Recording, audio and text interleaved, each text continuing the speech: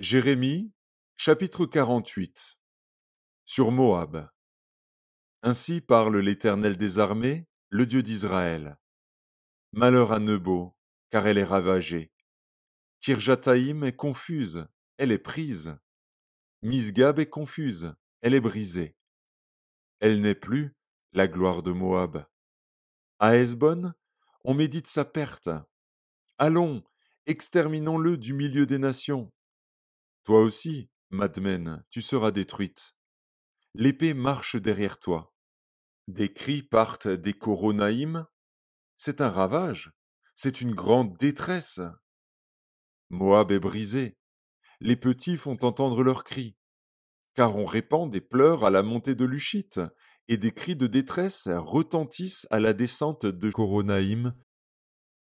Fuyez, sauvez votre vie, et soyez comme un misérable dans le désert. Car, parce que tu t'es confié dans tes œuvres et dans tes trésors, toi aussi, tu seras pris. Et Kémosh s'en ira en captivité, avec ses prêtres et avec ses chefs. Le dévastateur entrera dans chaque ville, et aucune ville n'échappera. La vallée périra et la plaine sera détruite, comme l'Éternel l'a dit.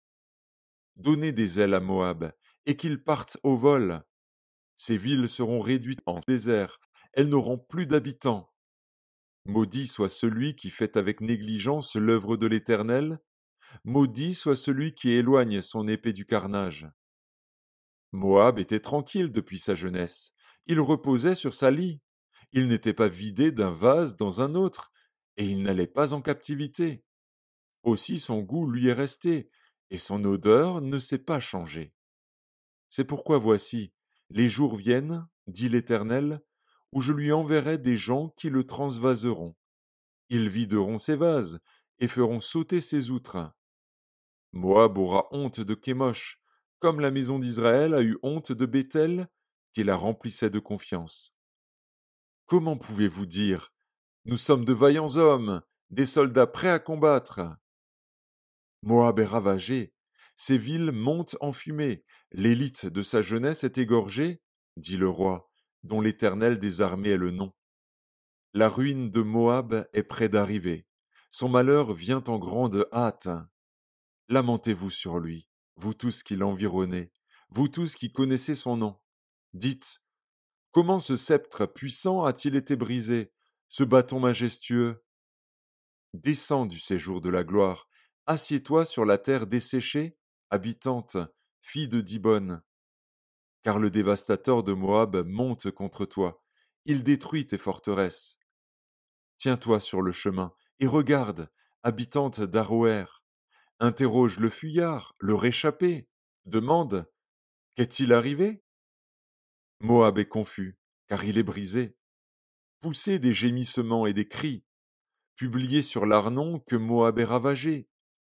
Le châtiment est venu sur le pays de la plaine, sur Olon, sur Jahatz, sur Méphat, sur Dibon, sur Nebo, sur Beth Diblataïm, sur Kirjataïm, sur Beth Gamul, sur Beth Méon, sur Kérijot, sur Botsra, sur toutes les villes du pays de Moab, éloignées et proches. La force de Moab est abattue, et son bras est brisé, dit l'Éternel. Enivrez-le, car il s'est élevé contre l'Éternel. Que Moab se roule dans son vomissement, et qu'il devienne aussi un objet de raillerie.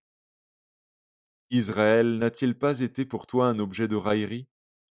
Avait-il donc été surpris parmi les voleurs, pour que tu ne parles de lui qu'en secouant la tête?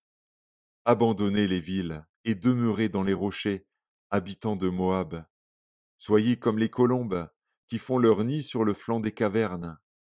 Nous connaissons l'orgueil du superbe Moab, sa hauteur, sa fierté, son arrogance et son cœur altier.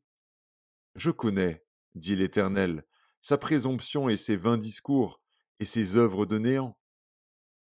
C'est pourquoi je gémis sur Moab, je gémis sur tout Moab. On soupire pour les gens de Kir-Hérès. Vigne de Sibma, je pleure sur toi plus que sur Jaézer. Tes rameaux allaient au-delà de la mer, ils s'étendaient jusqu'à la mer de Jaézer. Le dévastateur s'est jeté sur ta récolte et sur ta vendange. La joie et l'allégresse ont disparu des campagnes et du pays de Moab. J'ai fait tarir le vin dans les cuves. On ne foule plus gaiement au pressoir. Il y a des cris de guerre et non des cris de joie. Les cris de Hesbon retentissent jusqu'à Éléalé, et ils font entendre leur voix jusqu'à Jahatz, depuis Tsoar jusqu'à Coronaïm, jusqu'à Églat chez Lishija, car les eaux de Nimrin sont aussi ravagées. Je veux en finir dans Moab, dit l'Éternel, avec celui qui monte sur les hauts lieux et qui offre de l'encens à son Dieu. Aussi mon cœur gémit comme une flûte sur Moab, mon cœur gémit comme une flûte sur les gens de Kir-Hérès, parce que tous les biens qu'ils ont amassés sont perdus. Car toutes les têtes sont rasées, toutes les barbes sont coupées. Sur toutes les mains il y a des incisions, et sur les reins des sacs. Sur tous les toits de Moab et dans ses places, ce ne sont que lamentations, parce que j'ai brisé Moab comme un vase qui n'a pas de prix, dit l'Éternel. Comme il est brisé, poussez des gémissements, comme Moab tourne honteusement le dos. Moab devient un objet de raillerie et d'effroi pour tous ceux qui l'environnent. Car ainsi parle l'Éternel. Voici, il vole comme l'aigle, et il étend ses ailes sur Moab.